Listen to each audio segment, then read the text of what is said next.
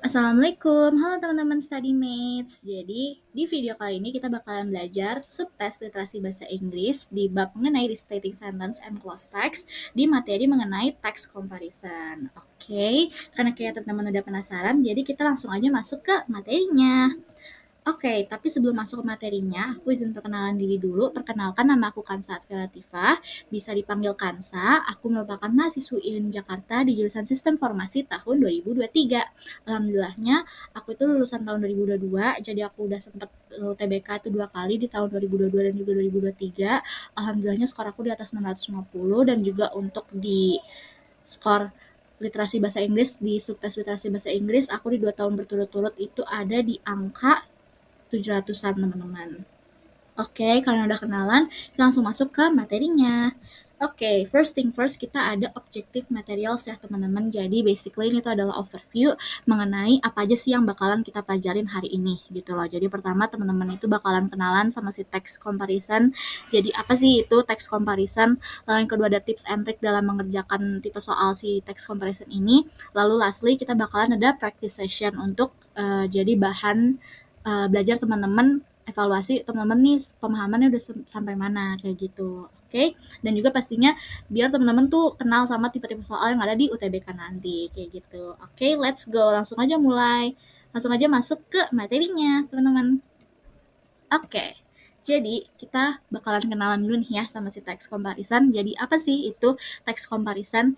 Nah, text comparison adalah jenis soal yang meminta teman-teman untuk menganalisis dua atau lebih teks dengan membandingkan kesamaan dan perbedaan di antara keduanya. Jadi nanti bakalan ditampilin dua teks ya teman-teman nih seperti gambar yang di kanan. Nah, jadi pendekatan ini tuh dapat membantu teman-teman dalam memahami bagaimana sih teks yang berbeda itu disajiin idenya, tema atau juga argumennya dan memungkinkan pemahaman yang lebih mendalam tentang topik yang dibahas gitu teman-teman. Oke, karena udah kenalan, next ada tips and trick mengerjakan text comparison. Nah, jadi yang pertama, baca teks dengan teliti. Nah, ini tuh teman-teman bisa baca teksnya dulu secara dipahamin ya teman-teman atau baca dulu soalnya ya teman-teman yang terkait teksnya. Jadi teman-teman itu baca teks secara menyeluruh dan memahami isi kontennya, tapi juga sambil udah paham nih soal yang dimau itu tuh apa gitu loh. Jadi teman-teman bisa juga perhatiin poin-poin utama, nada dan juga tujuan dari teks.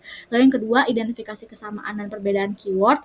Teman-teman dapat mencari tema, ide atau argumen yang serupa dalam kedua teks. Selain itu fokus pada bagaimana teks-teks tersebut berbeda dalam pendekatan, gaya dan juga perspektif. Lalu lastly ada gunakan penghubung perbandingan. Jadi teman-teman bisa gunain kata-kata penghubung seperti similarly, lalu ada on the other hand, in contrast, or however untuk menunjukkan hubungan antara teks-teks tersebut. Oke, karena materinya udah, kita langsung masuk ke practice session. Oke. Nah, ini soal pertama ya, teman-teman. Nah, ini tuh karena nama judul materinya aja text comparison, berarti ada teksnya ya, teman-teman. Nah, ini tuh teks pertama. Di sini ada mengenai Indonesia. Indonesia, Southeast Asia largest economy. Oh, ini tentang ekonomi Indonesia ya, teman-teman. Lalu yang teks kedua itu ada di financial education. Nih ya, teman-teman, edukasi finansial. Oke, masuk ke soal pertama ya, teman-teman. Oh ya, kalau misalkan teman-teman prefer untuk baca teksnya dulu, nih boleh di pause videonya teman-teman ya. Atau kalau misalkan yang kayak aku, bisa baca soalnya dulu baru masuk ke teks gitu ya teman-teman. From the last paragraph of text 1, we can infer that, ini maksudnya last kalimat ya teman-teman, kalimat terakhir gitu. Nih di sini ini disebutkan di government, di sini nih ada di sini jawaban itu yang the government is making efforts to address financial literacy. Nah, apakah benar ya teman-teman? Oke, kita analisis dulu ya teman-teman kalimat terakhir dari teks pertama. Nah, ini tuh kalau misalkan teman-teman baca nih, ini yang aku space ini yang the government is focusing itu yang kalimat terakhir ya teman-teman. The government is focusing on infrastructure development, aiming to boost economic growth and attract foreign investment. Efforts to strengthen the banking system and improve financial literacy are underway to ensure long-term economic stability. Nah, ini tuh jadi dari kalimat tadi, pemerintah tuh berusaha memperkuat sistem perbankan dan meningkatkan literasi keuangan untuk stabilitas ekonomi jangka panjang. Nah, makanya jawabannya itu yang B, yang the government is making efforts to address financial literacy. Tadi disebutin ya teman-teman, ada nih tuh di yang kalimat terakhir banget nih, efforts to strengthen the banking system and improve financial literacy. Nah, jadi memang karena teksnya itu nyebutin bahwa ada usaha untuk meningkatkan literasi keuangan ya, teman-teman, gitu. Nah, kenapa jawaban yang A, opsi yang A itu salah? Karena yang A itu kan dia bilang Indonesia is not focusing on long-term economic stability. Itu justru salah ya teman-teman, karena di teks itu justru malah untuk jangka panjang teman-teman gitu. Lalu yang di C itu Indonesia's financial system is facing crisis. Ini salah ya teman-teman, karena teks gak ada menyatakan bahwa adanya krisis finansial. Lalu yang D, the middle class in Indonesia is shrinking. Ini justru salah, karena justru teks itu bilang kalau misalkan kelas menengah itu berkembang ya teman-teman. Nih, a growing middle class contributing to domestic consumption ya teman-teman. And lastly, ada natural disaster are preventing economic growth. Ini salah ya teman-teman nih. Di sini dibilang nih yang di kalimat kedua teman-teman, yang despite facing challenges such as fluctuating global oil price, political instability, and natural disaster, Indonesia has experienced steady growth in GDP. Jadi justru malah berkembang ya teman-teman, adanya pertumbuhan ekonomi gitu. That's why yang A, C, D, E itu salah. Oke, karena udah dapet jawabannya yang B, final answer-nya, kita move on ke next question. Oke, pertanyaan selanjutnya ini tipe soal pilihan 2 kolom ya teman-teman. By the way, ini tuh kolomnya itu nih, di sini kan pertanyaannya which of the following statement is an opinion from text 1. Nah, ini tuh salah ya teman-teman. Ini bukan true or false, tapi dia fact or opinion. Yang true-nya itu berarti dia opinion ya teman-teman, false-nya itu berarti dia fakta. Oke, sorry, ini salah bentuk soalnya. Oke, jadi kita langsung masuk ke pembahasan ya teman-teman. Yang pertama, Indonesia economy is primarily driven by agriculture and service sector. Nah, ini justru malah fakta ya teman-teman, karena nih kalau teman-teman baca di sini itu di soalnya, nah ini nih ya teman-teman, yang abis growth in GDP, nih the country's economy is primarily driven by manufacture, agriculture, and service sector. Berarti benar ya teman-teman, berdasarkan fakta based on the text ya teman-teman. Nih, makanya yang pertama itu dia fakta ya teman-teman, yang di false itu fakta, yang di true berarti opinion. Oke, yang B, yang kedua, maaf, itu statement yang kedua, the government is focusing on infrastructure development to boost economic growth.